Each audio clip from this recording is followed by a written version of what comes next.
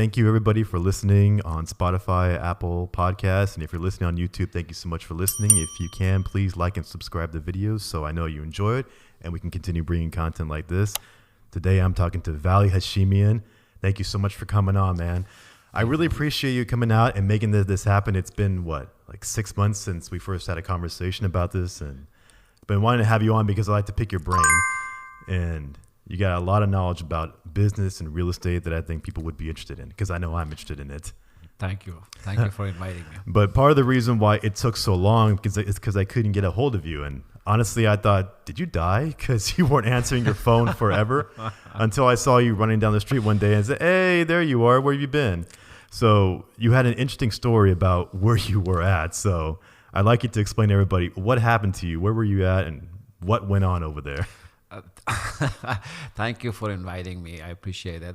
I had taken a vacation to the Middle East, and I had a little incident over there. There was a little commotion at the airport, and they were saying, they wanted my little background. Of course, I'm a dual citizen. So what happened is, if you're a dual citizen, they give you a little much harder time than being an Iranian citizen.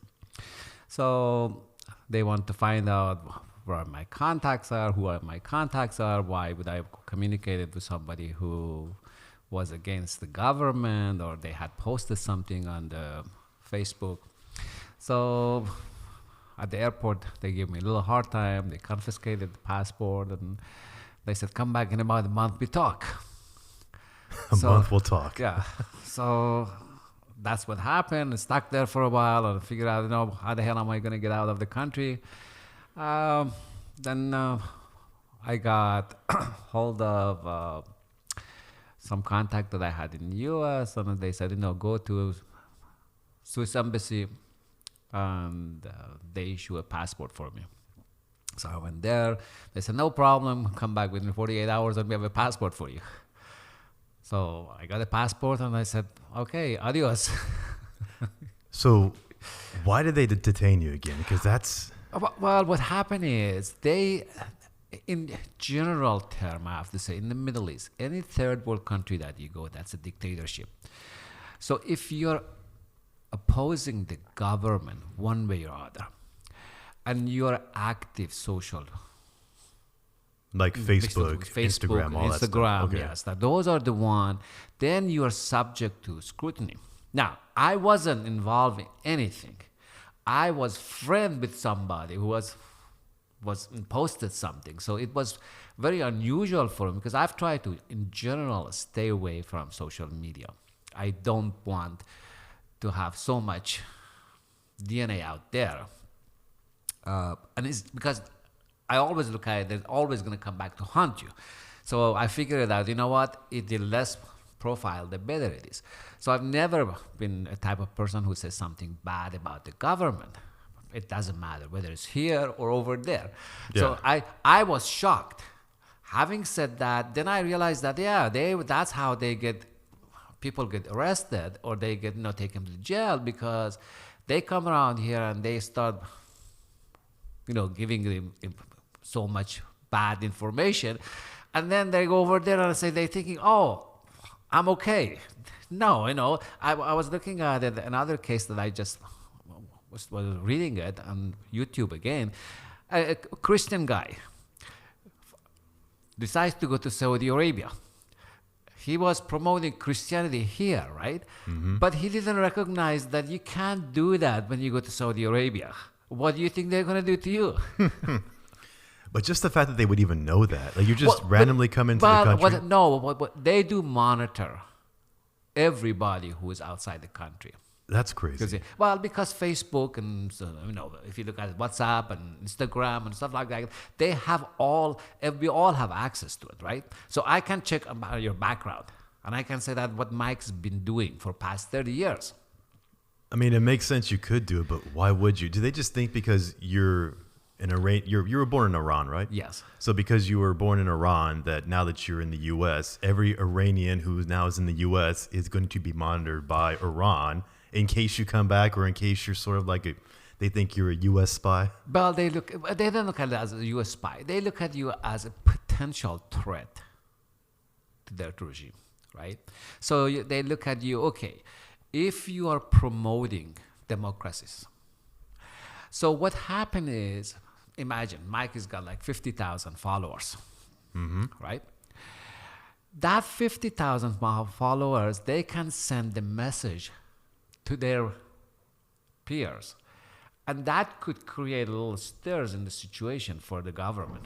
So that's the reason they don't like the idea of, because you and I can say whatever we want to say here. You see, I can stop by in front of the White House and say, help with the Biden, right? And nobody can touch me. Now, when you go over there, you say, help with Ayatollah, guess what's going to happen? Yeah. Right? So that's the reason they monitor you, to make sure that you are not a troublemaker. Now, to us is a freedom of speech. Right. To them is a troublemaking. So you get off the plane in Tehran and you go through immigration and you're already flagged. So they take your passport, say, come back and see us in, what was it, 10 days? 30 days. 30 days. Yeah. You go back, you go into some, like an interrogation room? Well, it is an interrogation, because exactly a room that you go over there and say, what the hell, what are you doing here? Why are you here? What do you want? What's the purpose? Who you're talking to? Oh, Mike is your friend. And you say, I don't remember anything about Mike. And they say, oh, you don't remember anything about Mike? Let us refresh your memory. So they bring that, what Mike posted, right? And they say, I wasn't aware of it. Wow. And then that's it. They just question you. There's no like pulling fingernails or anything. No. I don't know. Now, if I was involved, if imagine this, if I had done something, I'm sure I would have been a little bit treated different than the way they treat me. So, okay, so then they release you. They say, come back in 30 days. You come back, they question you, and then I didn't go back after that. Oh, okay. All right. So I went out and I got my American passport and I moved to border and said, adios. Jeez. So if you didn't have that connection, would you even have known to go to the Swiss embassy? You probably could have figured it out, right? It's going to would have taken longer. I could have been more in danger, let's put it this way. Okay. Because I think the Swiss embassy they act in the U.S. interest, since we don't have an embassy in Iran. That's right. Which brings that up. What you were born in what, the 60s? I was born in 60, yes. So you were around during the revolution, right? Yes. Were you in Tehran during all that? I left before the revolution. Okay. Gotcha. We left. Did your parents see the writing on the wall? What was coming down? The writing was on the wall from 1975, 1976. You can see it. Things are changing, but not to that extreme. And then Carter was elected. What happened is Carter put pressure so much on human rights activities in Iran and demanded that Shah of Iran to loosen up, because Shah was as bad as these guys are. And as far as Shah torturing people. And the Shah was basically the king of Iran, Exactly, pretty much. yeah. What was the name? Reza Pahlavi. Reza Pahlavi, okay. So he, in the beginning, he gave a little freedom, and as time went by, then Ayatollah came along, and people were ready for it. I would say, people were tired of Reza Pahlavi for a long, long time. It was written on the wall. Everybody could see it, but nobody could stop it. And then when they came to power, obviously nobody at the time recognized what this regime would do. So everybody was hoping that Iran is going to turn democracy. It's going to become more civilized. It's going to be more accepted around the world. Nobody figured out this is what the end. Wasn't the Shah Reza Pahlavi, wasn't he responsible for sort of westernizing Iran in his later years there? He was. Okay. So many people say he was ahead of the time. He went too fast. Some people say he didn't go very fast. Some people said he was going fast, but he was a thief, that he was stealing all the money. Gotcha. So there is a look. Being a politician in general, we know they're all crooks, right? Easy way to say it. So the question is, I always said, do you have a politician who is going to steal from you? But are you willing to support that politician? Once he's stealing $1, he's going to give at least 20, 30 cents back to you. If he's going to give 20 or 30 cents back to you, that's a decent politician. But if the politician you're supporting is going to say 100% of it is mine, then you have a problem. Yeah. Right? Wow. So Shah of Iran was like this. Okay. And so during his time, what was it the Ayatollah Khomeini? Yep. Khomeini, he was exiled by the Shah, right? That's Get out of the country. And he went to, where did he go? Iraq. He went to Iraq. Yep. Not very far. No. So when everybody saw the writing on the wall with the Shah being thrown out, he comes back in. He turns Iran to the Islamic Republic of Iran. Yes. So it becomes, he brings in the religious side of it that I think a lot of people in the West might see of Iran now, that it's very religiously run compared to if you were old enough to be in the 70s and 80s, you may have seen Iran as a newer westernized country. Well, Iran was Paris of you, Middle East. That's, yeah. You know, everybody says Lebanon, Beirut was Paris, but actually Tehran was just like Paris in 78, 76, 77. So it you know, we were modernized and we had everything you wanted. Nobody figured out the country is going to go to this extreme. Beginning of the revolution, I talked to my parents, and my sister and brother were still in Iran. At the time, they were all hoping that things are going to get better. Now, what I'm talking about, things are getting better. During Shah's regime, Iran was pretty open. You could, you know, nobody was wearing scarves or chador or hijab or something like that. So nobody was doing all those things. I mean, don't get me wrong. No, I shouldn't say nobody. Majority of people weren't wearing it. So, and you could buy alcohol in stores. Very easy. Mm-hmm. But after revolution, things start changing. The government demanded that women start wearing covers, hijabs. And that was the beginning that you could see that things is changing. And then the alcohol was completely gone. There was no, you couldn't buy alcohol anywhere. And they said it's illegal at some point. Newspaper, one by one, they were shutting down. And whoever was working for Shah's regime, whether it was army or whether it's the government employees, one by one, they start being executed. Wow. That's right. So in the beginning was really hard for majority of people who were somehow related to Shah. Now, I'm not saying that some of them were not deserving to die, but not everybody deserved to die. Right? So that's my personal feeling is. Interesting. Some of them were, you know, torturing people for a number of years under Shah's power, so they deserve to die, but not everybody. Not all the generals, not all the people who were in power. Having said that, so what happens by 1980s or 81, 82, there was nothing left to kill. You put it that way. Yeah. I never forget about it. Mike Wallace had gone to Iran from 60 Minutes. And he had an interview with Ayatollah Khomeini. And he said, asked him a question, Imam, you're killing these people without trial, without the due process. And Ayatollah Khomeini said, well, we look at it different than you look at it. And he says, what do you mean? And he said, well, if they were guilty, because what happened is, at the time they were killing people, and then after killing them, they would have a trial. Right? So they said, what would happen if they find the guy innocent? And he said, well, if the guy found innocent, he goes to heaven. We killed him, but he goes to heaven. And what happened is, if they found guilty, he deserved to die anyway. That mentality was, either way, we don't care.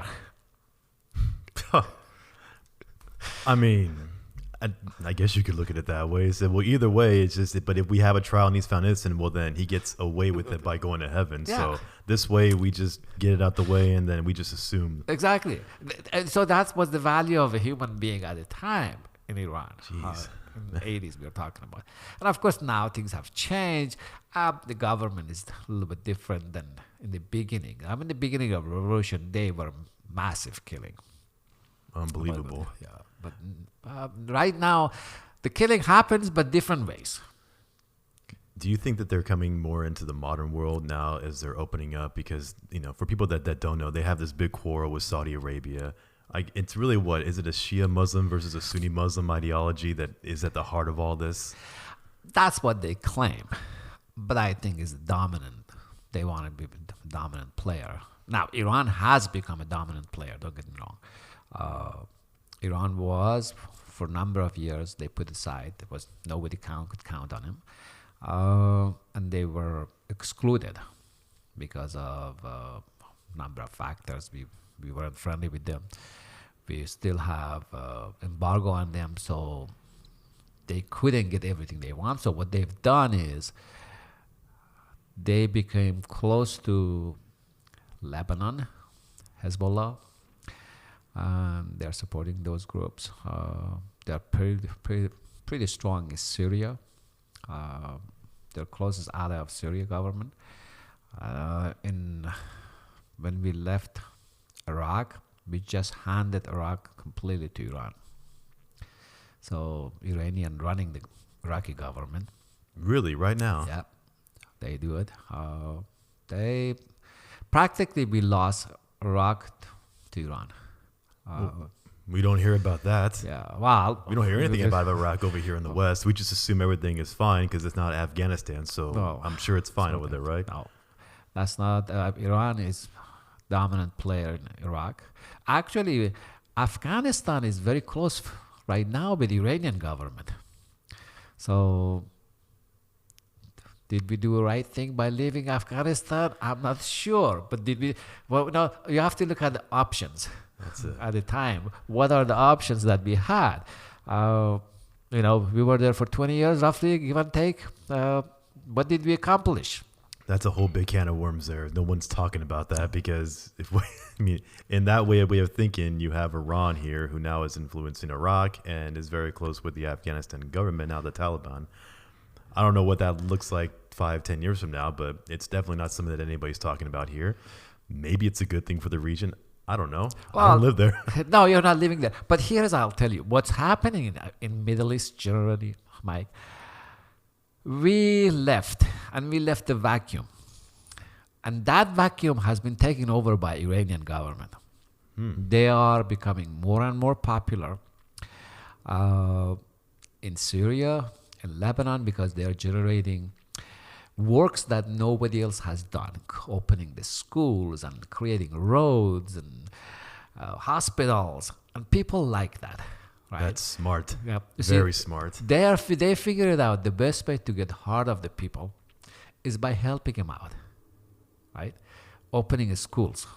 And now, when you go to a portion of Syria, when you talk to the Syrian people, they actually prefer Iranian government than their own government.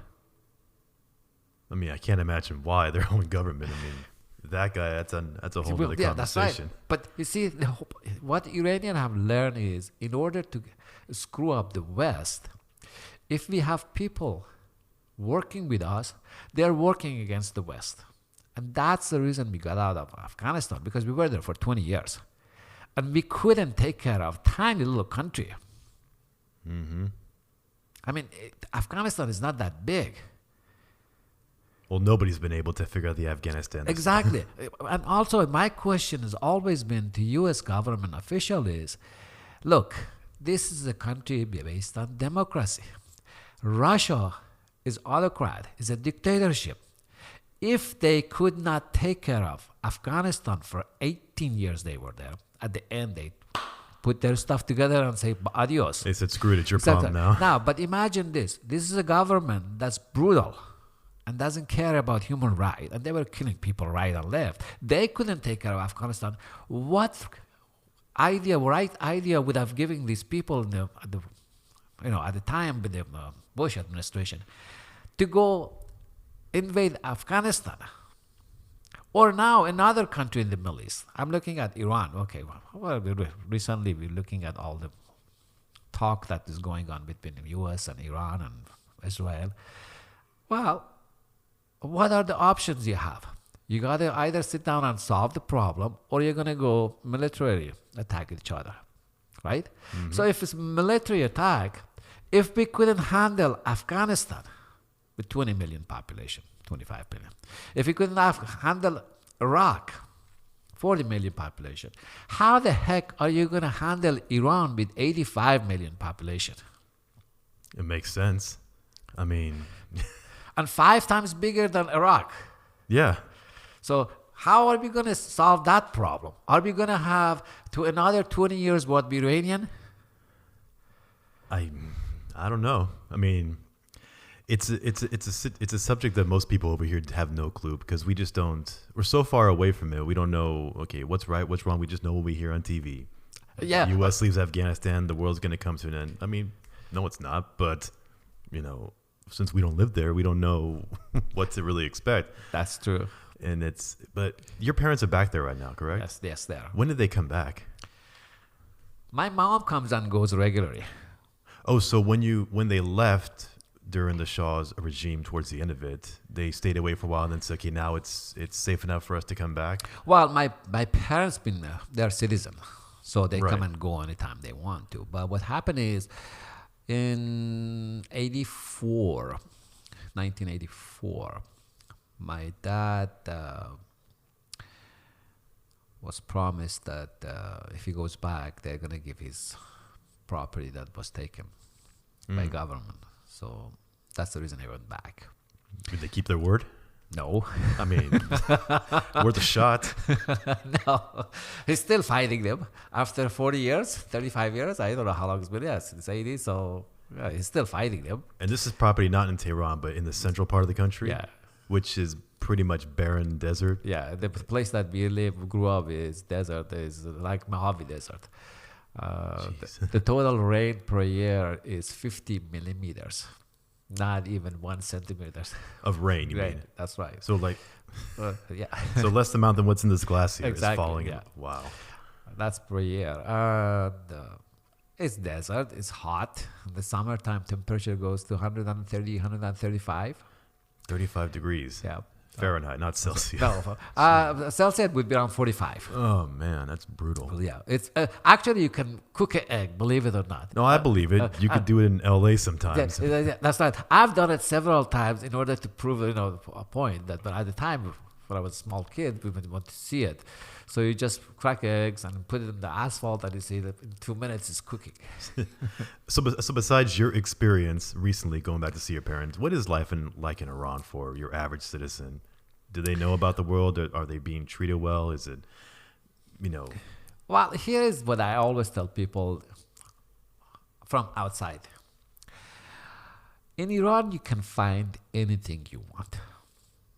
Any kind of luxury item you want, you can find it. Most Iranians carry iPhone, believe it or not, even though with the embargo, around 50% of the population has got an iPhone and 50% of the population got Samsung. You can get any kind of computer. You can, materially, you can find anything you want.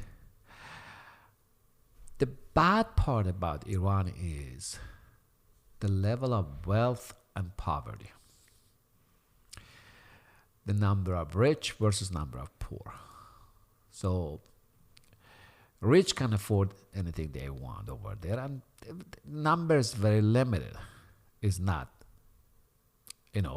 everybody's rich. The poor, they have the hardest time. Inflation is 18, 19% per year. think we have it bad here now in the States at 18% in Iran. Yeah. So you do have that problem in Iran with the high inflation. Jobs are not there. Majority of people work 2 jobs in order to support their family. Having said that, what I found it fascinating about Iran, or in general Middle East, most people have fun. Like on Friday afternoon or Thursday afternoon, they all get together. Now, don't get me wrong, the alcohol is not legal in Iran, but I'm sure you can find it. Doesn't mean you can't find it. Exactly.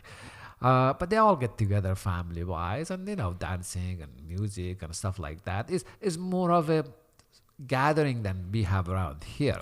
You or I, if you want to see if have a friend or family, we call 2 or 3 weeks in advance, make an appointment, and I say, okay, we're coming on such and such a date for dinner. And you spend 2 or 3 hours, and that's it. And you're out. But in Middle East or in Iran, it's not like this. So you say, okay, Mike, come over. Okay, what time should I come? I'll come from 2 o'clock in the afternoon, anytime you want. 2, 3, 4, 5. And when you come, you stay there until 3 o'clock, 4 o'clock in the morning.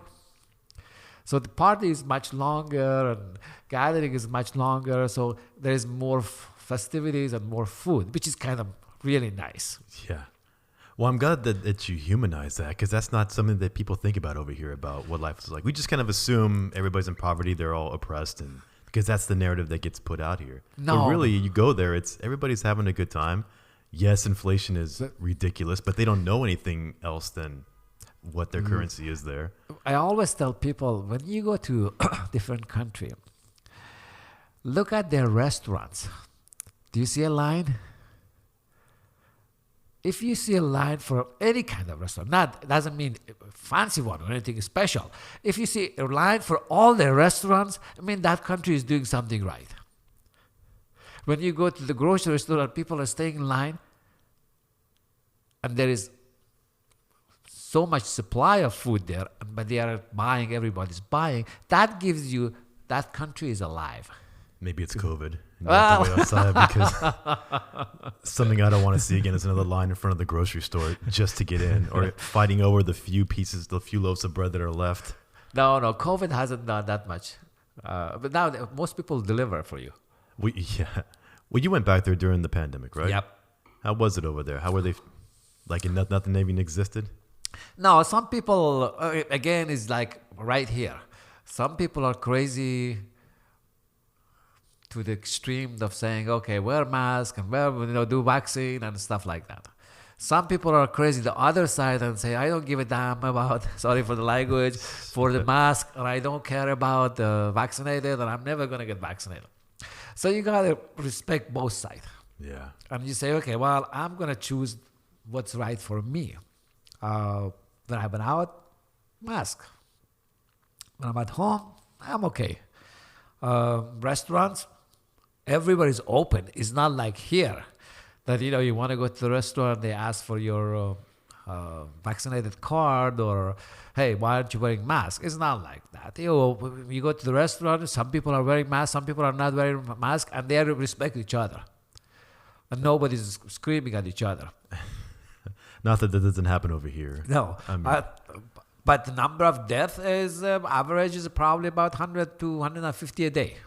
Now, doesn't mean, to me, it's always been the fascinating part is, are these people are dying from actual COVID or somehow related sickness that COVID contribute to it? Yeah. You see, to me, I don't know.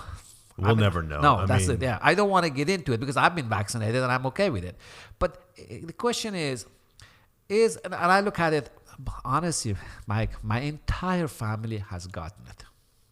My father, who is 92 years old, has got COVID. My mom, who is 86 years old, has got a COVID. And they both survived it. No real complications? Well, my father was in the hospital for a week. But my mom, no. My sister, no. Their kids, no. My brother, no. Now, it doesn't mean it's not a killer virus. Don't get me wrong. Correct. Because I don't want to put the wrong word out. Everybody's different. Everybody responds differently to it. Exactly. And I look at my aunt and uncles and my cousins, they all gotten it. So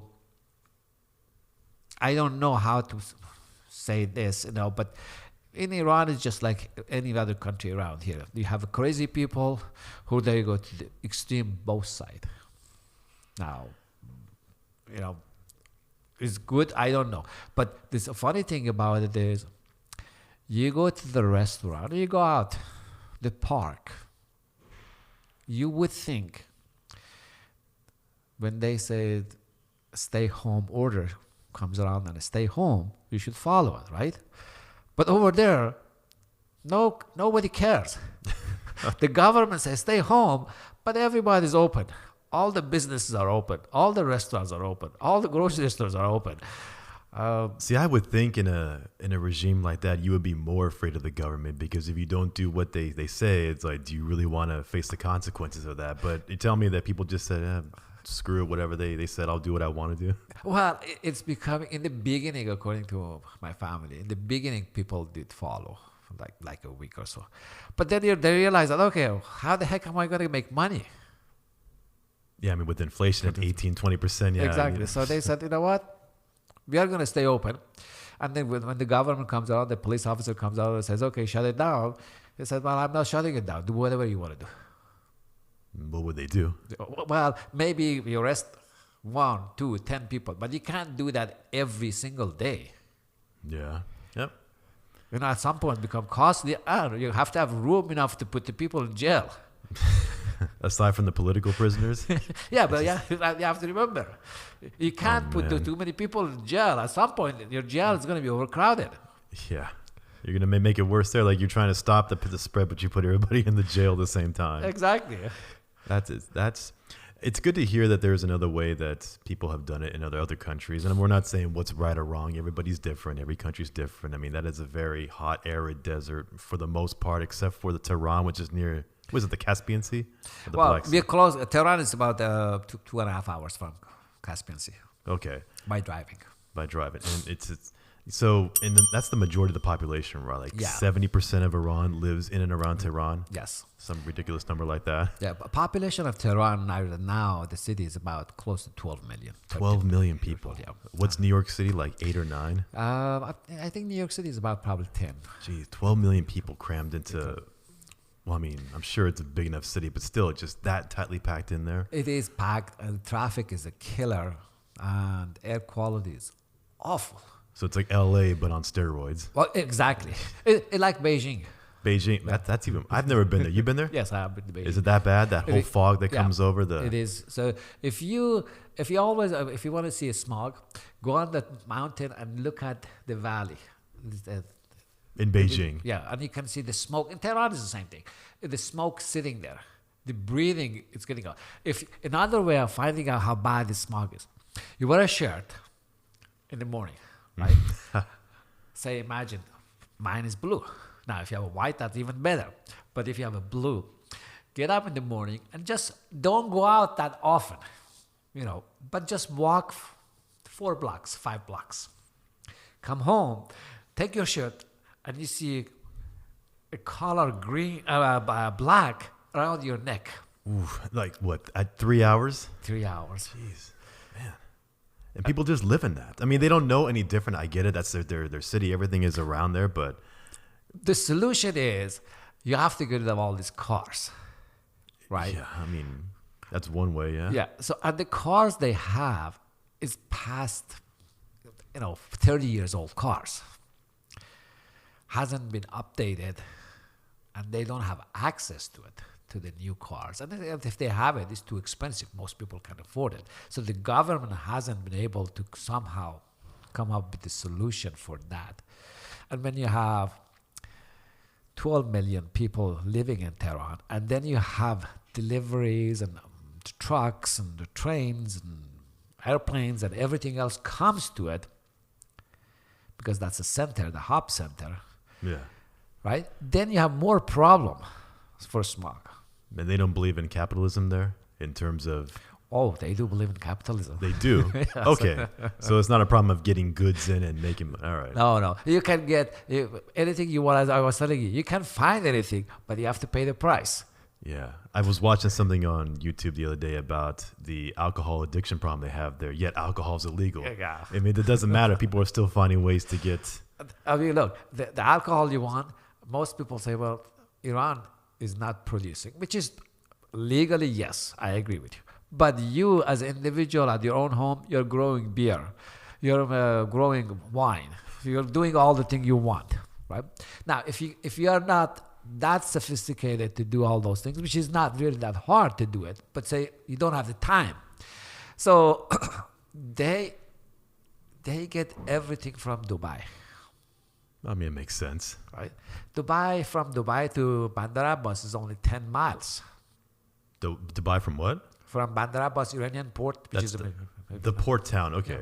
So it's only 10 miles. So That's if it? yeah, Jeez. so it's not that far. Wow. I mean, I guess it looks close enough on the map, but you never realize, oh, that's only literally 10 miles by boat. But yeah, so Wow. you can, they smuggle for you any kind of scotch you like, any kind of beer you want, and any kind of alcohol you want, what kind of vodka you want, they bring it for you. But you have to pay the price. I bet. But it is available, readily available.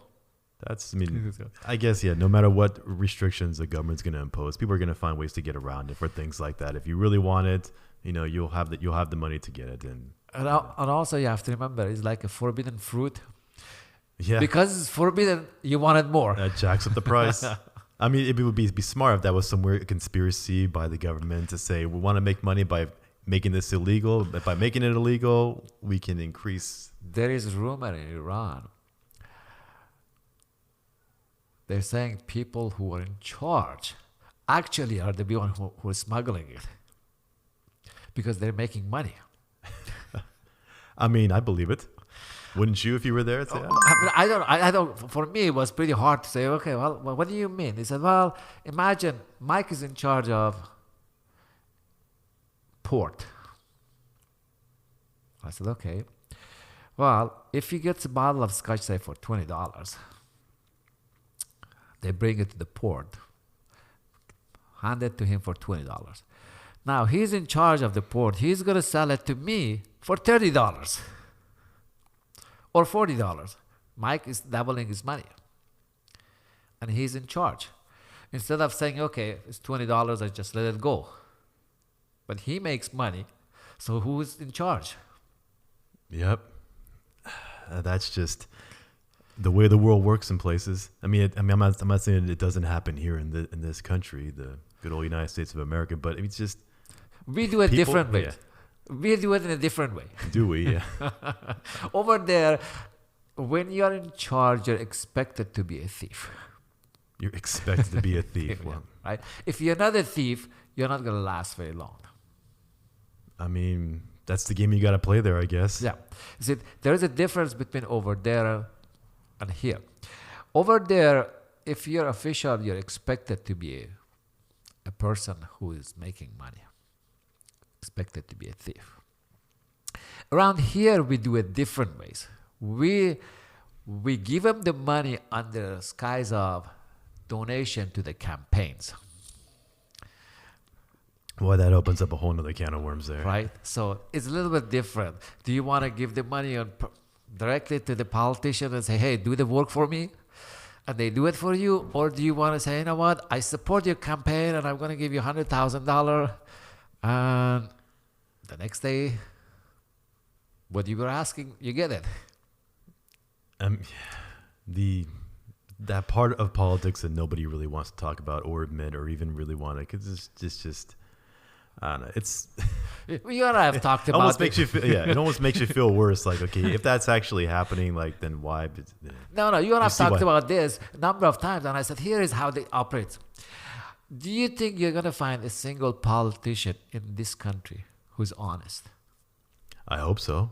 The only thing I got going for me is that somebody out there is going to be honest, or at least you start out that way. Well, when you're brand new and you want to make a difference, honestly, that's probably the best time to be your most honest at all. And then depending on how high you climb the ladder, how you want to go, how fast you want to get up there. I mean, That's not reality, Mike. You know that, and I know that. Do you know why I say that? When you're in the beginning of your career in politics, it is true that you're noble, you want to do good and stuff like that. But here is the time that it's going to change, because you don't have the money, you don't have the support of anybody. So what happened is you're selling your soul to somebody who has got the money. Whether it's Oracle, whether it's Microsoft, whether it's Marlboro, whether it's Exxon, whether it's any of them, right? You need the money to be elected. And once you get elected, you owe them the favor. how dare they? Right? So you see, the difference is, okay, in Iran or in Middle East in general, they tell you, okay, I want to be a member of parliament. Well, the good thing is you pay them off and you're there. But here you go through the election, but different companies are supporting you.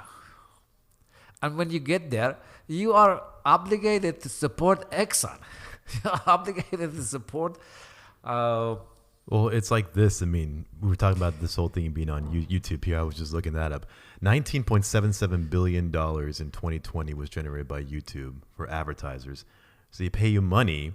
But in order to get that advertising money, you have to pretty much, how are you going to create content, or how are you going to create something that's going to get people to watch you, therefore generate time that the advertisers say, I will pay you to do this. So you got to keep doing things that are going to get people to pay attention in order to get a cut of that $19.7 billion. And, it's, what do you do with that? If you're, it's, in a way, it is a capitalistic thing. If you want to make money and they're going to pay you for it, do you go with the flow and say, all right, well, I guess I got to just make what is going to make me money. Got to pay the bills. Exactly. Especially with these housing prices here. Yeah, I agree with you. You have to remember, we all have principles, right? But the principle stops at some point. Oh, don't get my hopes up on that. I'm trying to live a normal, honest life where I pay my bills, I invest in the stock market, I want to have a good retirement afterwards, and I have to deal with all that crap that happens behind the scenes with politicians and stuff. That's every American taxpayer's dream. And we all do it. But we were talking about a totally different subject at the time. But if you look at it, I honestly believe you could make a killing by investing in real estate, investing in stock market, and playing it safe. Yes, you get there. But you're not a politician. Mm-hmm. You see, you're not involved in politics. If you were involved in politics, that would be a totally different ballgame. You are just like you and I are an average person.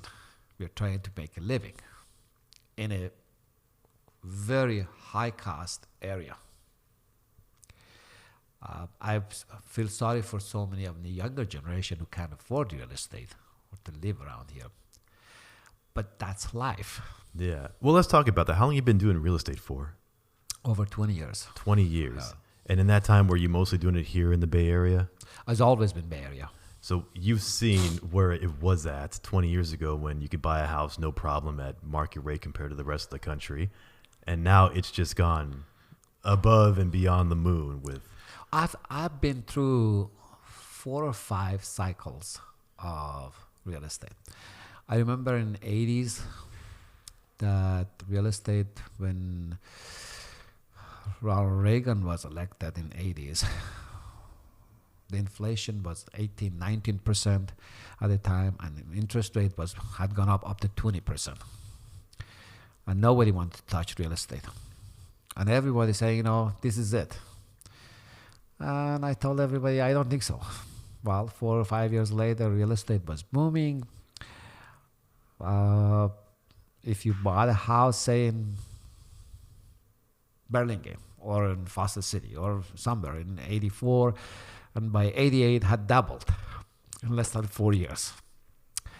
And then we had saving and loans crisis. We had close to 250 savings and loan went under Ronald Reagan. And everybody said, this is it. All these lenders are going to learn their lesson. I said, there is no way they're going to learn a lesson because as a human nature, greed makes us go crazy. Then we had 88 of recession of real estate, 90s, 91, 92, and then 92 start picking up and went all the way up to 2000 was good. Then we had a slowdown 2000, and then 2001 was a slope, 2002 start picking up and went all the way to 2005, 2006. 2005, 2006 really didn't. Most real estate agents or most lenders, they really didn't care who you were. As long as Mike was living and breathing, they would give you the loan. And it didn't matter how much. So you're talking about what led up to the '08 crisis now. That's right. So that was 2005, 2006, and 2007, just because we start seeing the tide is changing. And everybody was thinking, oh my God, this is it. Having said that, the price, if you bought a property, say in 2005, from 2005 to 2007, you could have made over, if you bought it for, say, imagine $1 million, you could have made $400,000 in less than two years. It was that crazy. And the lenders been throwing money at everybody. They didn't care if Mike was employed, Mike had 20% down, he had a good credit score, had a good job. It really didn't matter. All they wanted, Mike is breathing. Now, he could have been on a hospital bed breathing, but they didn't care. As long as he was breathing, give him the money. And then, of course, 2008 comes along, and then the crisis started, the price of home going down. Not everywhere went down as bad as everybody thinks. In Bay Area, certain counties didn't go down as much as everybody thinks. Like San Mateo County went 8 to 10% down. It wasn't that high. Now, when you go to East Bay, it was 50%. And then through the years, now has doubled again, the price of property. Now, today it's got so bad that I don't know if average person can afford to live in Bay Area. You and I have talked about it. You're a police officer. So I don't think you can afford to buy a house in Foster City. I don't think you can buy a house in San Mateo. I don't think you can buy a house anywhere, really. In the counties that you're working. That's the sad part of it is. And you make a decent money. Don't get me wrong. You make a pretty good money.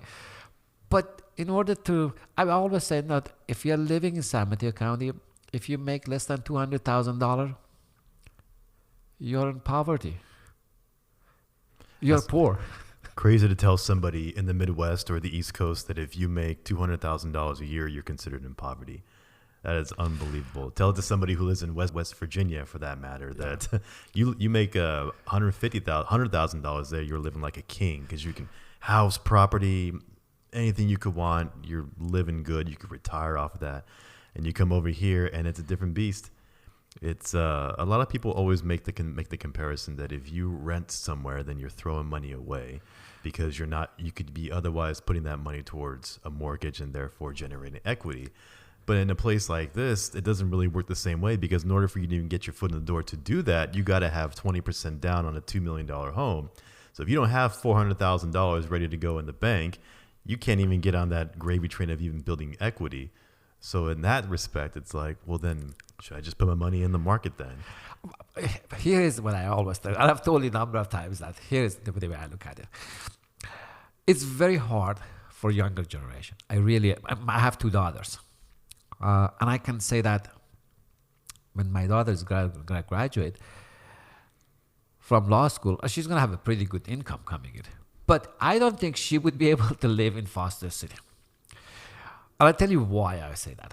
Imagine for a 2-bedroom dingy little condo, they want $1 million.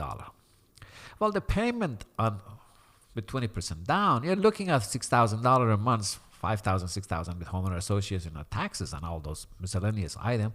That makes it hard for somebody to afford it. It's hard for the younger generation. Having said that, if you can have a family member who can support you, obviously that's a plus. Uh, there are a number of things you could do to come up with a solution. It's very hard, I understand that, to buy, something $2 million, that if you can get it, house for $2 million here, you can get in Kansas, or you can get in Virginia, or you can get in Maryland for $50,000. Right? So, and you can pay it cash with $50,000 or $100,000. But now in the Bay Area, in Foster City, the house that's selling it for $2 million in real term, honestly, shouldn't be more than $100,000. I just want to look that up. Average home price in Maryland. I just want to see, just for kicks and giggles. How much is average price of a house in Maryland? How much house in Maryland? Median home cost is $361,000 in Maryland. In the U.S., it's $291,000. Over here, it's like 8 times that much. Oh, for $280,000, they won't give you a garage door here. You won't get, you can't even get a basement.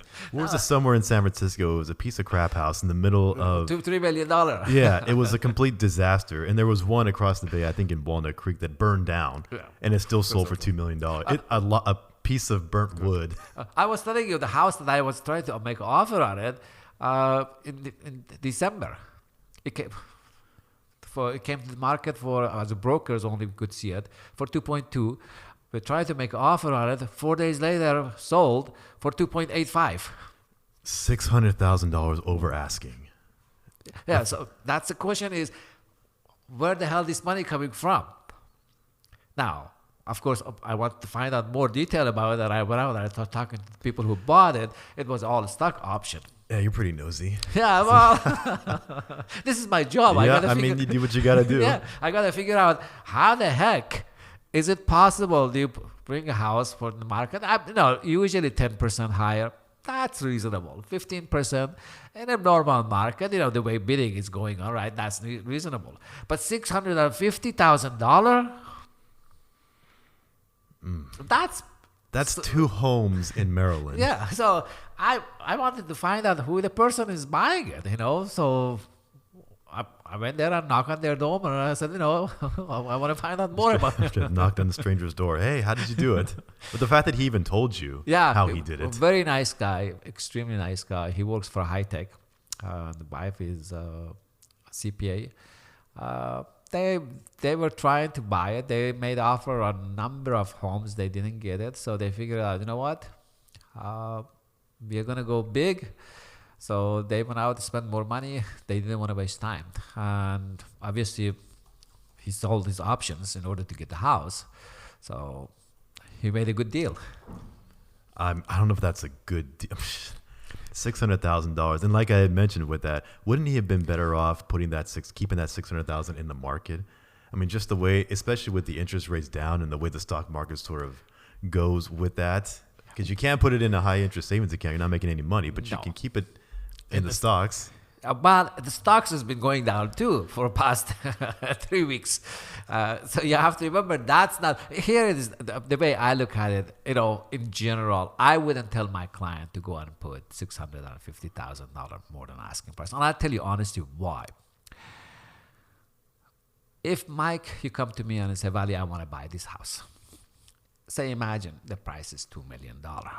I probably would tell you just go a little bit higher because the competition is, but not 600,000. I said go to 2,050,000, 2,035,000. Maybe maximum I push you 3 or 4%. But when you go 30% higher than asking price, you have to ask yourself, as an agent, as a broker, am I doing justification to my client? What would happen if this market turns around and get slow a little bit? What would happen if we are in a downward swing for real estate? Would I be able to get that money back for my client? Would I be able to sell this property for my client without losing equity for him? If you can answer that in a positive way, then you shouldn't do it because you're not doing justification for your client. Do you think people are just, I mean, I think housing is probably one of the few emotional decisions that people make, like where they get married at and when to buy a home. There's so much of that emotion involved in it. So do you have a hard time telling your clients, okay, we got to put that in check, especially around here? Certain clients, yes, not all of them. The older generation, they are a little more cautious. They have a tendency to listen. The younger generations, because some of it is easy money, because it's stock options money. They want it and they want it now and they don't care. So that's a tough one. Now, having said that, some of the agents and the brokers who come along, they don't have the experience of 2007 and 2000 and 88 and 78, 79, 78. Those, they don't have the experience. They think real estate is going to go up, up, up, up. So they're speculating and they're pushing you to go higher and higher. And that's the dangerous part of real estate that we are looking at it. The agents are actually fueling the situation. So they're telling you, hey, go $400,000 more than asking price. If you want the house, you better do that. Well, great. I know Mike wants the house, but I have to look at it. $400,000. How long will it take for Mike to make it? That's number one. Number two, can Mike lose $400,000? See, if you think like that, then you're doing something right. But if you're saying, no, it's not my money, it's Mike's money, so why should I care? Then you're not only doing wrong to the Mike, you're doing something wrong with your community. Where do you think that comes from? Because I want to think that most real estate agents are honest people. They're trying to get you the best options, because you're building a reputation for yourself as an agent. The more you take care of your clients, the more they're going to refer you and so forth. It builds longevity that way. Do you think it's just a matter of lack of education on terms of where we're going if we push too high here, or is it just we're getting too much involved with this is the way it is? There's no inventory over here. There's no other way to do it other than cash out your stocks now because you work for Google and buy the house now, and housing is always going to be a safe option, and you could retire out of it when you finish paying it off and whatnot. Well, there are a number of factors involved. First of all, greed is in all of us, right? You're a human being, I'm a human being, all the agents are human beings, so they want to make money, and they make their money by commission, right? So obviously they're going to push you to buy something, or that's the reality of life. Now, if the agent is decent agent, he's going to think about your future and think about your money. Having said that, you have to remember the price of real estate is a lot has to do with, it is true that supply demand, but government has fueled that by putting the gasoline on the fire by interest rate of so low for so long. Imagine you go borrow $1 million, and that we're talking about December, not right now. Yeah. If you borrowed $1 million, your payment on $1 million would have been $2,200 a month. With the interest rates the way they were in December. Okay. Right? So you tell me, wouldn't you borrow $1 million and go buy something that was worth $600,000 for $1 million? Because you look at it and say, hey, if I buy that, my payment would be $2,500. But if I'm renting a one-bedroom apartment, I'm paying $3,000 a month. So I'd rather go buy something and borrow $1 million with nothing down, actually. That's crazy that they even still did that. Yeah, but you could do nothing. Yeah, but still could do it. And now there is more variety of the lenders who come around and they come up with a solution for you.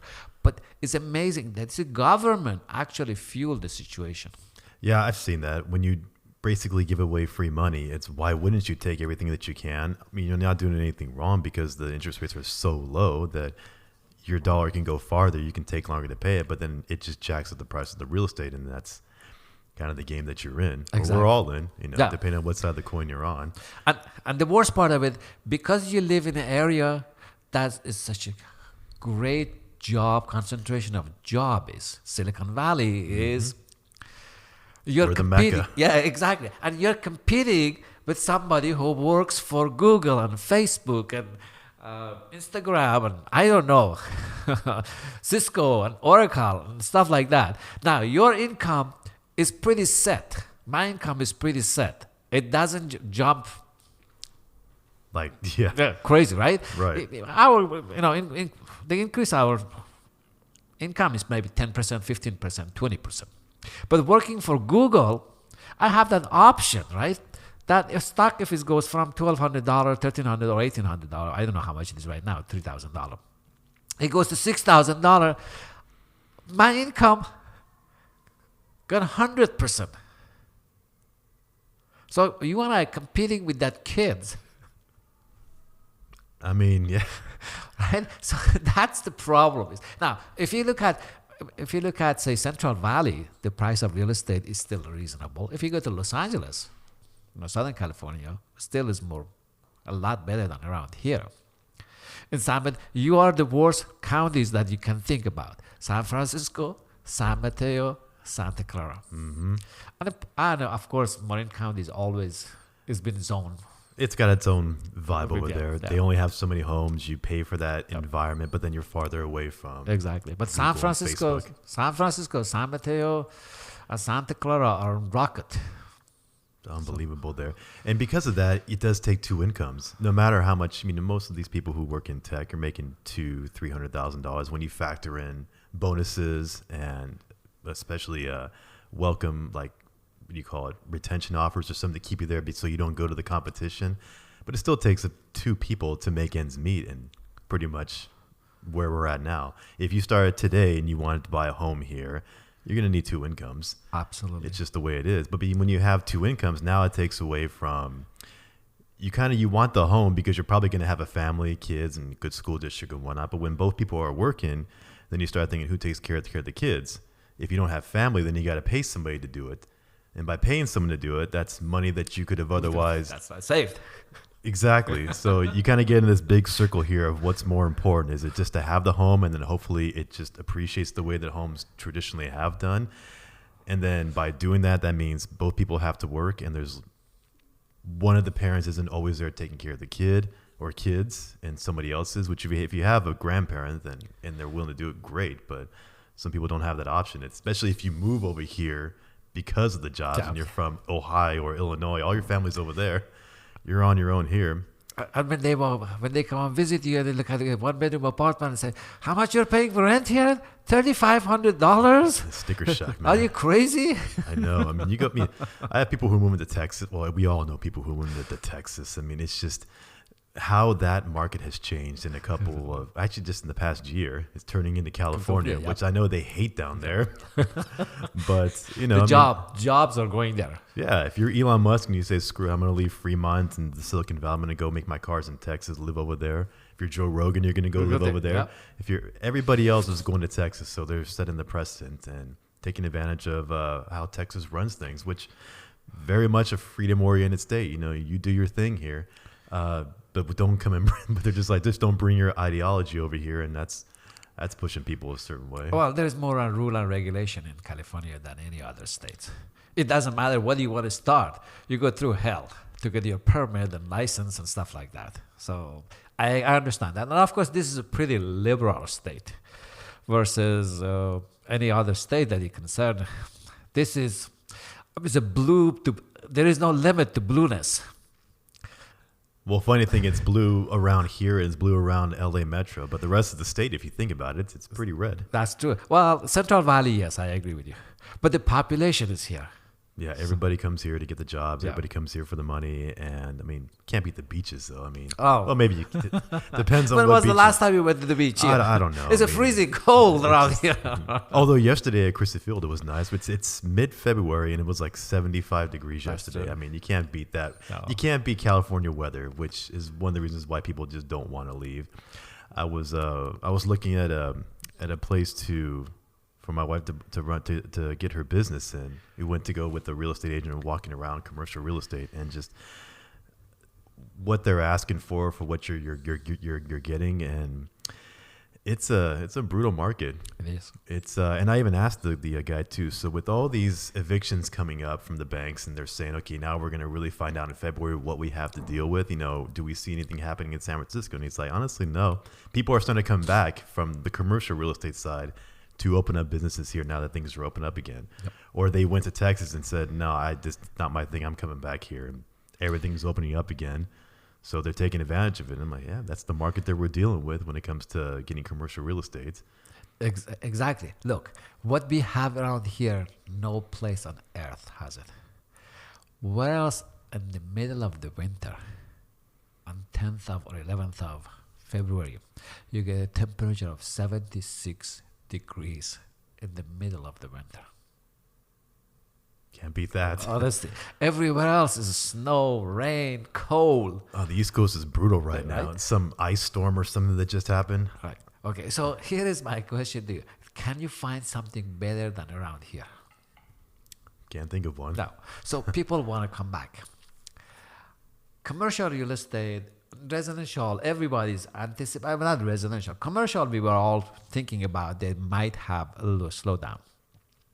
And I still believe that personally, commercial real estate is going to come down. Not as much as we think, but 10%, 15%, I think is going to come down. And I'll tell you why that's my feeling is. I don't have any data to back it up, but that's personal feeling.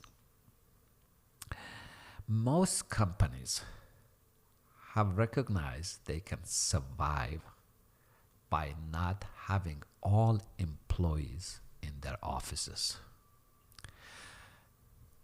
So they're going to give you some employees option. If you don't want to come to the office, you don't have to.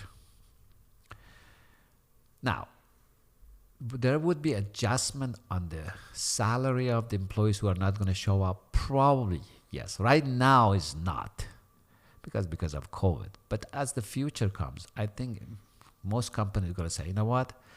We really don't need Mike to come or Vali comes to the office. He can work remotely.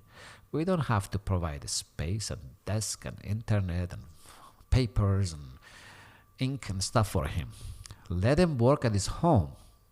And we save the time and money and janitorial service and variety of electricity by not providing him office. So that section of office that I see it, yes, maybe 10 to 15% is going to be affected. It's not going to be used. Now, if you had to bet on it, do you see the transition from commercial real estate that's empty office space into livable space? Say, screw it, we're gonna take that office building that's been empty for a year and a half, and you know what? Let's turn it into condos, and because real estate's at a premium for housing. Not in office space yet, but what I see is a shopping centers that now they're turning more to the condominium.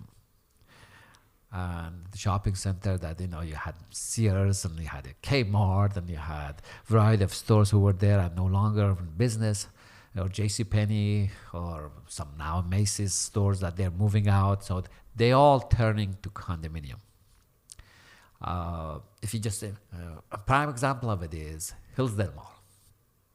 Hillsdale Mall in San Mateo, okay. Yeah, right. If you go to look around, you remember that old Sears.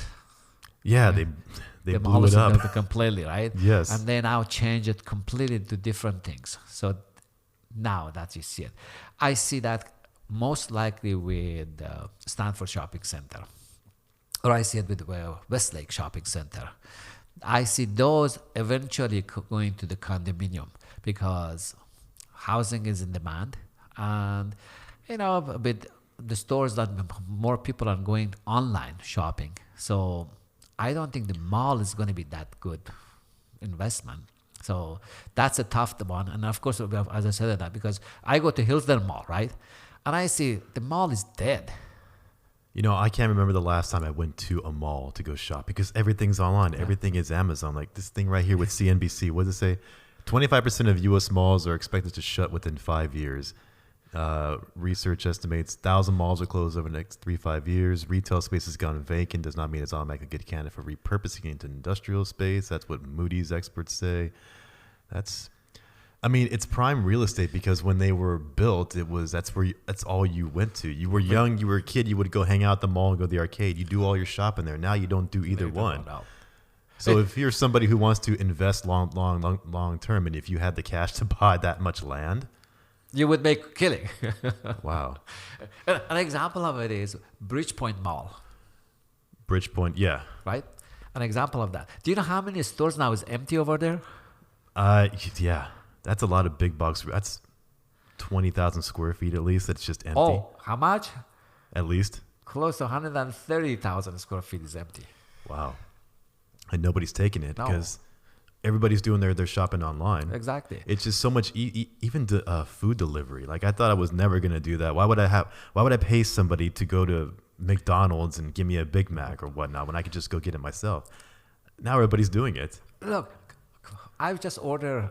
Somebody was telling me how come I don't go to Costco. Because I can order everything online free.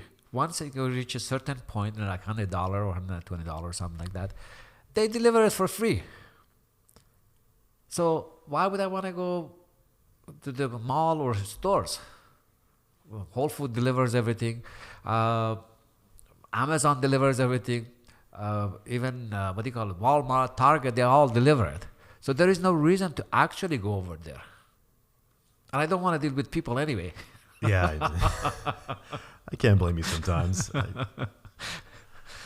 That is just, as an investor though, to be able to just see that far down the line to say, all right, the writing's on the wall for me. This mall space isn't going to be there. It's not conducive to a good business environment anymore. But turning that into, a couple of high-rise condos, that's going to be primo real estate. Oh, I can guarantee you. Mark my word for it. And I bet on it. Bridgepoint, within the next 10 years, would be gone. 10 years? Yeah. Already? Yeah. I can't see that. It's got a Target. Target still is... Target is making money right now because people are not tuned in 100% to online yet. But the older generation, you have to remember, the reason I'm saying 10 years, because they're becoming more and more less in the community. So they're dying.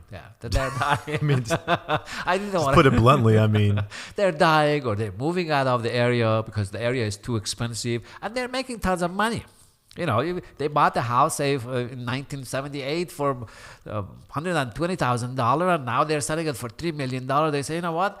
Hey, I'll take the money and go to Montana, or I go to Florida, or I'll take money and go to Carolina, and then I can retire comfortable. Everybody's going to Montana. Right? They probably hate us up there. But yeah, it's like you can go buy property, hunting, and just, everything. So the younger generation are online. We know that. Yeah.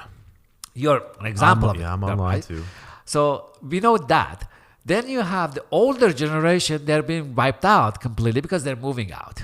We know that. Some of them are going to die and some of them are going to move out because they look at it, hey, I bought the house for $20,000, $30,000, $40,000. I'm selling it for $3 million. I can retire comfortable, which is true. You can really go to Montana with $3 million. You have a comfortable life.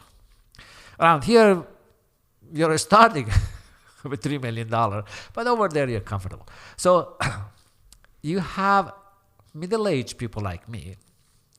So I'm in tune online, and I also once in a while I go to the shop, to the store. But I'm more inclined not to shop anymore in person. So that's the reason I said 10 years from now I'll see that. Look, there is not that much over there. We got wine and spread or whatever it is, total wine. And then for a while they were thinking to bring Nordstrom rack, but Nordstrom backed out. They said no, they don't want it. And then Toys R Us is gone. Hobby Lobby is, I don't know how the heck they're making money, even though with dirt cheap rent they're getting. It's got to be a sweet deal for them to do that. They're getting like 15 cents or 20 cents a square foot. Lucky them. Yeah. So, but if you look at Mimi's Cafe is gone. There are 4 or 5 places. Ethan Allen is gone. I don't know who else could there. It was Bed Bath & Beyond. Bed Bath Beyond. That was a big one. Yeah. So Yeah, it's... so if you, that place is going to become empty. Ice Rink was closed for quite a long time now. I don't know how the heck they opened it up again. They figured out, no, that place is sitting there, not making any money, so might as well open up and make some money out of it. But the next to the Ice Rink, there was 3 or 4 restaurants. One of them was, I remember, all you can eat. It was packed always. That's gone. That's about 20,000 square feet. That's just the way that things are going now. It's almost, I want to say it's too fast, too soon, but it's just the way that our world is going now. I mean, you really see it in probably about 10 years, like you say, that generation of kids who's maybe they're 10 years old now, when they become 20, 21 years old, and their idea of fun is to stay inside and virtual reality, everything is on your phone, which it pretty much is now. Ordering from Amazon, ordering food delivery. Literally all I have to do is walk to my front door, pick up whatever it is I deliver, and I come inside. There's no reason for me to, A, socialize out there in those environments, or B, even have to go and the trouble of driving somewhere, which is another reason why I think that the car market might see I think they're already seeing it. If you're a big exec at GM or Chrysler, you're already seeing the writing on the wall. I mean, the car sales the way there are, it's just... Right now, they're high demand because we have a shortage of the cars, a shortage of chips. Yeah. But I think the car business is eventually going to die, and it's going to be all auto. They're all going to have to all the big ones are going to have to merge, consolidate everything, which is going to affect the jobs out there, which is going to be another thing that people are going to say that all our jobs are gone. In your lifetime, you'll see autonomous car that really don't have to do anything. But mine, probably, even though I do have a Tesla that I can put autopilot, but I don't trust that much yet. Yeah, I was going to say, does that thing scare you? I mean, I've done it a couple of times. It really doesn't scare me because it goes based on the speed limit, and you read the speed limit, and you're fine. You have to have. If they say you're supposed to have your hands on the steering, but I just the idea of driving down like a residential street, it's going. No, you can't. No, really, it's not. You can't do that. Okay, you only on the freeway. So on the freeway, I've done it. You're going 65 miles an hour or 70 miles an hour. That's reasonable. But on the street, I'm not sure if I trust the car. Yeah, like would you do it on the road to Tahoe, winding mountain roads? No. Okay, that's what. No, but when I go to LA, yes. Straight away on the I-5. Yes, okay, yeah. I get that there. Yeah. But just where you would actually probably want to drive at twisty mountain roads or in the snow, it's like we're not at that point yet. No. As long as that's still a long way away, I mean, I say it's a long way away. Maybe it's another 10 years. That just blows my mind that people are going to be that comfortable in the car doing everything itself. Like, Mike, you're young, but you have to look. If you look at the technology, everybody thinks we've taken so much time. But if you look at technology from 1950s of black and white TV and 1940s when it started, and right now, look at the technology that we are having. How much we improved from the black and white TV. Yeah, well, it's like how much farther can it go? Right. You kind of don't want to ask that question. It's like how much farther can we go? How can we really get that much better? And then every year, you kind of just get surprised by what else is out there. I kind of am trying to keep an open mind of what 10 years is going to look like and plan for. I mean, I've learned just in the past 10 years now of how much you have to prepare that much for the future and be able to see this is where things are going to be at, because so far, especially around here with tech the way it is, it's gone that way. It's going to a way where everything is online. We have to accept it. Home housing prices are going to be what they are. Maybe do you need a 3-bedroom house because that's what your parents had? Maybe you only need a 1-bedroom because you're not going to have kids. So do you want to go through all that just for the extra space that you're not using, for the idea of building equity? It's a whole different way of learning. There's another thing. There's another theory that because that metaverse that everybody's talking about is going to be, I don't know, I'm not going to be excited about, but it's going to take over. It's going to take over the world pretty much. Of course. Then if you're living in virtual reality, do you even need to have a big home? You could just have a closet because everything. You could put a screen on the wall and it makes you look like you have a grand view when really it's just an LCD screen and everything is with your virtual reality Oculus. If you're living by yourself, yes. But if you have a kid, 2 or 3 kids, no, you need more space. Now, I tell you what I can tell you that, and I predict. The price of housing in 10 years in San Mateo, in San Francisco, and Santa Clara would be doubled. Doubled. Now, if you look at it since 1950s, every 10 years has doubled, right? So this is facts. So you can look it up, and it's going to go double again every 10 years. So in your crystal ball, in 10 years, this is going to be a doubled real estate market. Yeah. So, well, not exactly 10 years, but in general, close enough. 10 years. Okay, so if you could see the future here, do you see any situation where that wouldn't happen? Like, what would have to happen for that not to be the case? Would China have to take over and be number one economy? Would people not having kids and the birth rate dropping? Like, what could happen for that? Here it is. But people not having child doesn't make a difference, and I'll tell you why. Because we invite so many foreign investors to this country. Now, some people are going to call me later on Chinese bashing or Asian bashing. We'll try not to do that. Yeah, right. But the reality is close to 25% of the population of Asian, they bring their money here. And they buy property, and some of them actually never live in it. It's an investment. They sit on it and 10, 15, 20 years. So, I mean, it is safer here than it is in China. Exactly. From what I understand. I agree with you. Some of them, they bring the money because they're afraid the government is going to confiscate it, right? So it's reasonable for them to bring it around. There is nothing wrong with that. Don't get me wrong. I'm not bashing anybody. But what I'm saying is, we were talking about the value of real estate, how it affects us, right? Mm-hmm. Well, if you have 25% of a population or 25% of your market is being cornered by one group of people, right? Mm-hmm. That's going to jack up the prices.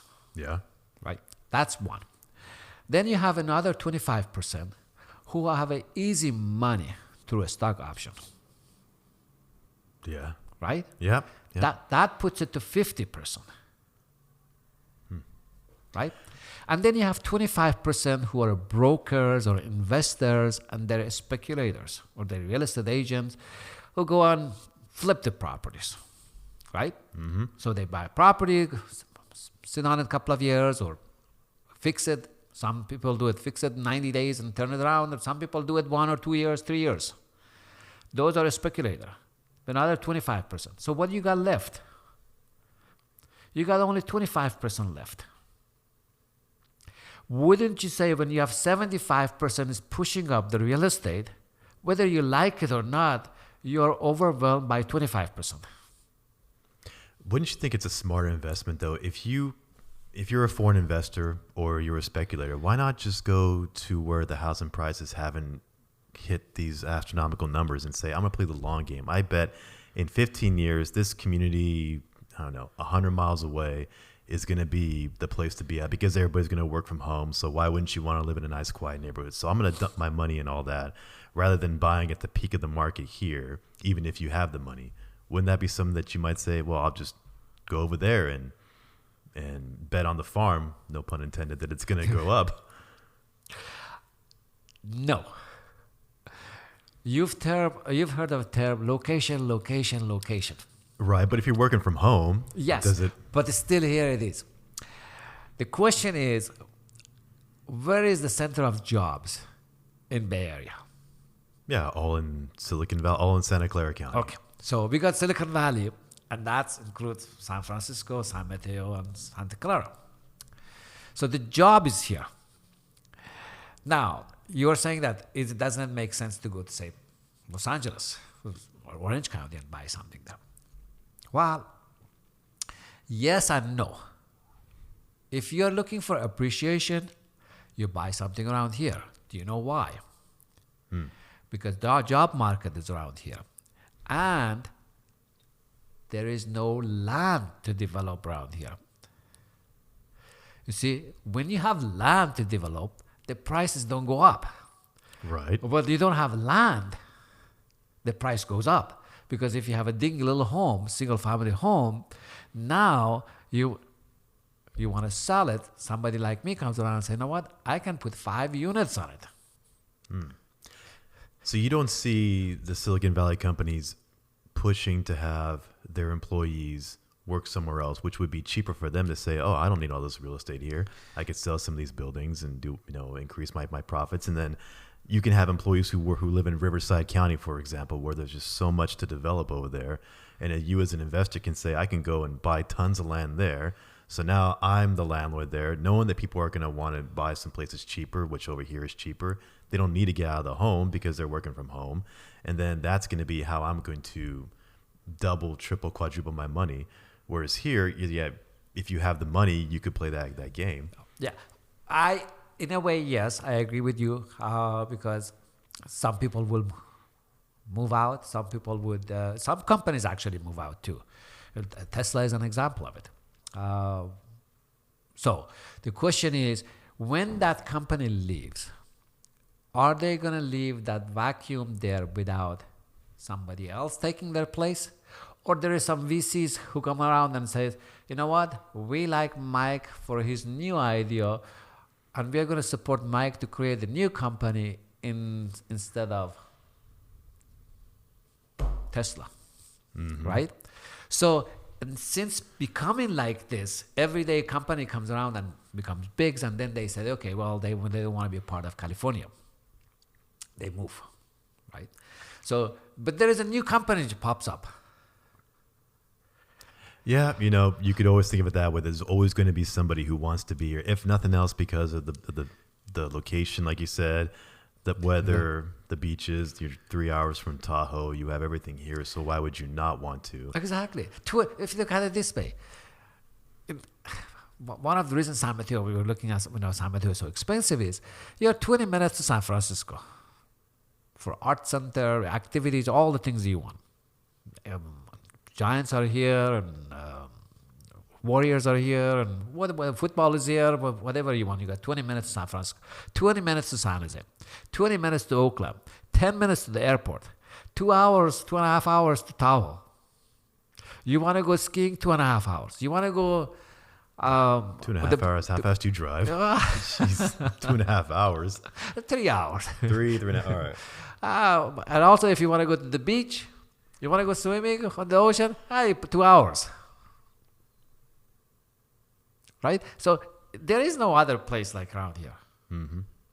So even if you're a foreign investor and you got tons of money, you're still going to dump it in here. Of course. Even if all the tech companies say, you know what, we're done. We're going to move all of our operations to Texas and Florida because we can do business better there and have bigger profit margins, since all of our workers are going to be all over the country, all over the world. We don't need this much space. They'll still want to. They still want a California. California is always going to be California, no matter how you look at it. Mm-hmm. People are dying to live here. Everybody wants to come to California. Everybody's bashing California. Everybody hates California in different ways. But the reality is everybody wants to live here. Even though we are one of the highest tax rate. Yeah, I know. Yeah, that's right. The property taxes are high. The income tax is high. But still, at the end of the day, there is no other place like here. Yeah, when I hear people who tell me that, or I meet people from out of the state who tell me, how could you pay all these tax and all this whatever? I said, honestly, I'm so used to it, I'm numb. I don't know anything different other than the California tax rate. I don't know anything different than how you watch your paycheck and all the deductions come out. I'm numb to the fact that the real estate around here is $2, $3, $4 million for, okay, that's a nice house. It's not a mansion. It's just a house. You don't even get a backyard. You don't get half the time you don't even get a front yard. You just get this really tall, narrow 2,000 to 3,000 square foot home. Track home. Even that, yeah. And it's just, $2-3 million. And you're just so numb to it that when you talk to somebody who's from out of state that's like, dropping dead that you even pay half that much for that house, they're like, oh my God, where I live, I could be a king with a mile-long driveway. And they're like, yeah, I tell you a story about my own cousin. He used to work for Raytheon. defense contractors. And he was working in Tulsa, Oklahoma. Raytheon was closing down, so they wanted to move to Ventura County in the LA area. And he called me and he said, "No, what do you think?" And I said, "Well, I'm not sure you're doing the right thing." He said, "Well, they're offering me $30,000 more per year." I said, $30,000, that's not enough. Yeah. And I said, "Are you kidding me? That's about 40% of my regular income." I said, "Oh." So how much are you getting? He said, "About $86,000 a year salary right now." And I said, his name is Mike too. I said, "Mike, you're Good up." name. And I said, "So you're telling me they're going to give $130,000? And I said, "Yeah." And I said, "With 3 kids and a wife who doesn't work, you think $130,000 is enough?" "Oh, yeah." "Okay, well, guess what? He goes and sells his house in Tulsa for $150,000, 4,000 square feet home." That's a bargain. Right? I don't care what part of Tulsa it's in. I mean, that's a bargain for anybody. Of course, that here. was a number of years ago, but he Still. he moves to Ventura. Well, he rented a townhouse, 3-bedroom townhouse, for $3,000 a month. Thinking about, he's going to buy a house. In the beginning, he just wanted to. Because I always tell my clients to, before you buy something, live there for a little while to figure out if you like the area. Well, he stayed there for 6 months, 7 months, and he looked around. He couldn't afford anything because he was the only breadwinner. The wife wasn't working. With 3 kids going to private school, right? So there was no money left. So the wife had to go to work. After 6 years being in Ventura County, they figured out they cannot afford California. They started looking for a job in Fremont, and I told them, "Don't come around here because around here is more expensive." And they came around, so I took them around and showed them the area. I said, "Oh my God, I can't believe it, how expensive is California." So figure out he wants to go to Phoenix and work for Dell. And on the way coming back from Phoenix at the airport, had gone for an interview. Coming back, he meets somebody from another recruiter from Dallas. Mm-hmm. I said, "Why don't you come and work for Ross Perot?" Ross Perot. Yeah. Candidate Ross Perot from like 20 years ago. Well, they have a pro computer. Oh, okay. "Why don't you come and work for us?" So he says, "Well, what are you offering?" He says, "Well, what are you making around here?" I said, $130. He said, "Okay, we give you $140. But come to Dallas." Right? So he moves to Dallas. And in the beginning he said, "Well, I don't need a house in order to live." And I said, "Okay, how much is your house?" $380,000. "What we do, we loan you the money. Go buy the house." They loaned him the money. And he paid it in 6 years. Paid it off in 6 years. Now he lives like a king. 2 months out of the year comes to California, and I said, "Well, I no longer want to live in California." But he was willing to sacrifice number of years being in Dallas. Now, I don't say that Dallas is bad, don't get me wrong, but it's not the place we live. Mm-hmm. You have a hot summer, humid, cold winter, different people. It's not like you and I got used to around here. But is he happy? Yeah. He looks at it and says, "You know what? I paid off my mortgage in 6 years." I mean, kudos to him. Yeah. That's his. He can't afford it around here. He'd still be paying, probably wouldn't even be 30, 40% into it right now. I mean, it's just the way it is over here. But, again, we come here because if you come to California, you come for the weather or the jobs.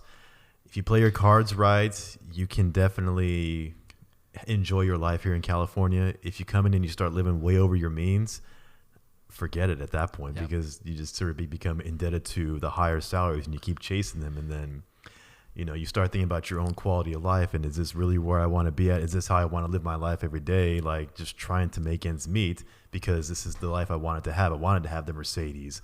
I wanted to have the 2-bedroom high-rise condo. I wanted to have the Armani suits. It's like, well, you're going to have to maintain that lifestyle. And I think as we get older, we realize it's less about that and more about...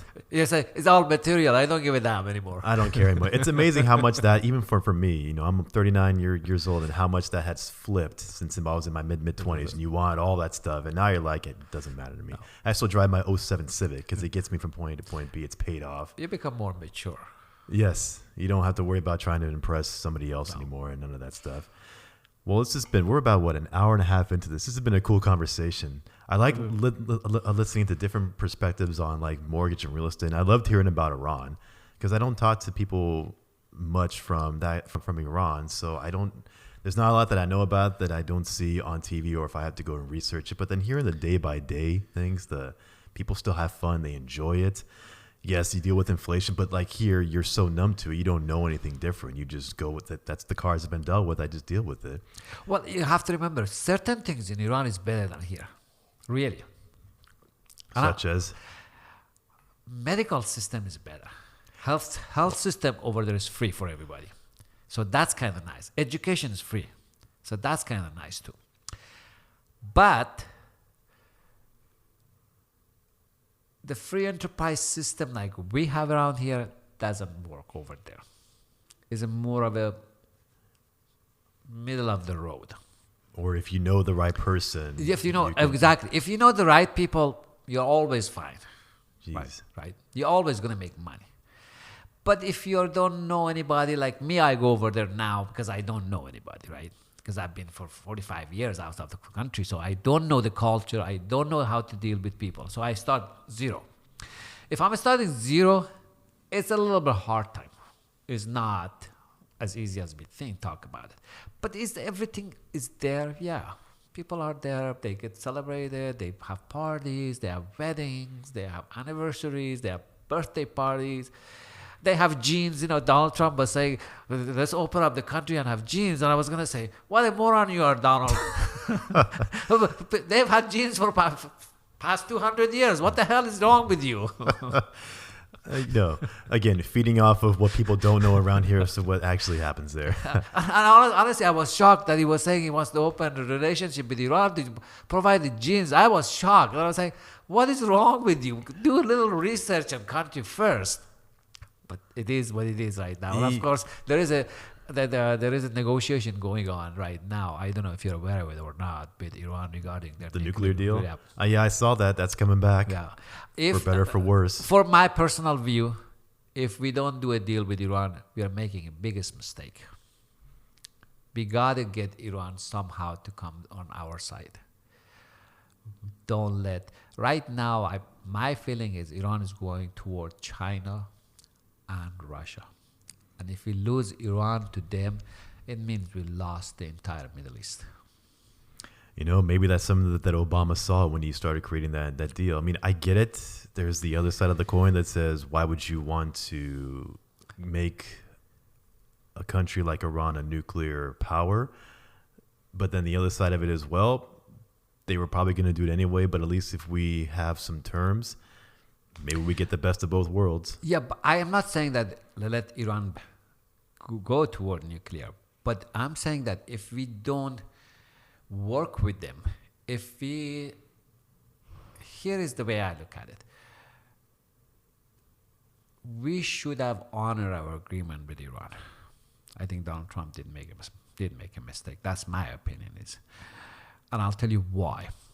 If you open up the country to Iranian market, Iranian people are going to see what is possibilities for them. If they're allowed to come and visit, their scholars and their students and their people come and visit, see a life that we have here, taste the good life, they're going to go back and demand more from their government. If you – 'flood their market with American good, they're going to have a different view of us, right? And also because they're going to depend on some of our products, they're going to need our support for their technology. So more Americans are going to be able to land to their country. So they're going to be more presence there. It's a smart play when you think about the economic impact in the future with the long-term mindset. Having also, it's weird because you also have to acknowledge what goes wrong there. But then if we start becoming the world's police, it's like, well, we can go to every country in the world and say, they're doing this, they're doing that. It's like at some point, how do you really tell somebody how to manage a country if it's not your country? You know, we can figure out that question. No, but my point is, we're always looking for, we're a capitalist country, right? If you're a capitalist, what's the difference by selling to them or not selling to them, selling to this third party, and the third party makes the profit? Yeah, we did it with Iran-Contra. Right. So the question is, why not deal with them directly and let them depend on us? It's a way to see it. I don't know the answer, but I can see both sides of the equation. Now, and that's number one. Number two, one of the things I always felt with the last administration and generally with some American, not everybody, is always their mentality is my way or highway. Unfortunately, it doesn't work with Iranian. Now, with some countries in the Middle East, yes, it does work. And I'll tell you why. If you look at Saudi Arabia, if you like Kuwait, if you like Bahrain, if you look at Dubai, they do not fight their own battle. They hire people to do their fight. They hire us as an American. They hire Pakistanis. They hire Egyptians. They hire people to come and fight their fights. Iranian are not like that. They fight their own fight. They say, we don't care. It's a country, so we have to fight it. It's in their DNA. So when you deal with Iran, you can't say, well, highway or my way. It doesn't. So you got to compromise. You have to understand what they want and meet them halfway. Iran is becoming such a huge player in the Middle East at this point. Whether we like it or not, we have to make a deal with them. You know what? That might be the answer. It might have to be, because if they have leveraged themselves to the position where you have to take them seriously, you know, you got to make a decision if you're the person in power here. And, you know, regardless of your politics, you know. It doesn't matter whether you're a Republican or Democrat. I'm just telling you honestly, it doesn't make sense to say, because here it is. Are we going to go to the war with Iran? If you're going to go to the war, do you know how many people are going to die? And now, don't get me wrong, Iranians don't care because they're going to grow like a mushroom. I mean, the way to put it. That's simple way. Honestly, think about it. They fought for 10 years with Saddam and Iraqis, and they didn't give an inch of the land. Yeah, that is crazy how many people died in that war. And at the end of the day, you still have the same borders. Exactly. So, and also, Iraqis are a bigger loser. Because right now, Iran controls Iraq anyway. Yeah. So the question is, are we going to go to the war? If not going to go to the war, let's sit down and say, you know what? We're going to treat you like adult. But tell us what you want, and we tell you what we want. But meet them halfway. Well, they should hire you on as the counselor over there at the White House, because somebody needs to know. You know what? Maybe that's why there's no attention being paid to it. It's like under the radar that we're doing this. It's not making mainstream news.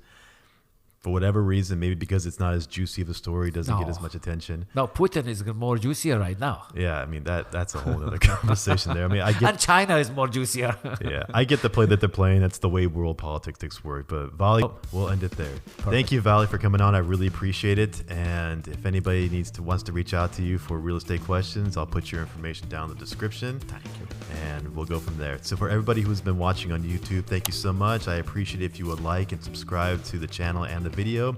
By doing that, it really helps the channel out, because the more people who like the video, the more YouTube pushes it out to the remainder of the YouTube community. So thank you, Vi, for coming on. Everybody, thank you for listening and watching, and you have a good day. Thank you, Vali. Thank you. Thank Appreciate you so it. much.